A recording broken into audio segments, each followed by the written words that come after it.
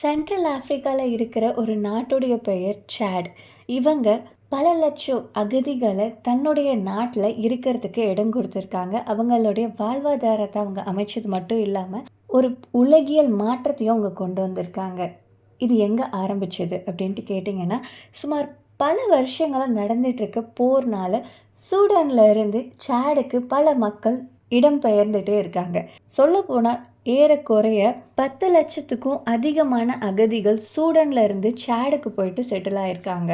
இதுல பெரும்பாலான அகதிகள் 2023 இந்த உலகத்திலேயே நடந்த ஒரு மிகப்பெரிய போரின் காரணமா சூடானுக்கு இடம்பெயர்ந்து போனவங்க. ஏற்கனவே 2004 போது நடந்த ஒரு பெரிய போர்ல 4 லட்சத்துக்கும் அதிகமான மக்கள் சூடான்ல இருந்து சாடுக்கு வந்திருக்காங்க. கவலையான நிலை என்னன்னா, சாடில் போதுமான அளவு இன்ஃப்ராஸ்ட்ரக்சர் கிடையாது. அவங்க எக்கனாமிக்கலாக ரொம்ப டிஃபிகல்ட்டியாக சந்திச்சுட்டு வராங்க. அது மட்டும் இல்லாமல் அங்கே பாலைவனமாக்கப்பட்டு வர நிலமும் இருக்குது. இந்த நிலையில் அவங்க இத்தனை ரெஃப்யூஜிஸை அவங்களுடைய நாட்டுக்குள்ளார அனுமதிச்சாங்க. இந்த சுச்சுவேஷன் வேற ஒரு நாட்டில் நடந்துருந்துச்சு அப்படின்னா, அந்த நாட்டுக்காரவங்க இந்த அகதிகளை வரக்கூடாது அப்படின்ட்டு சொல்லியிருப்பாங்க.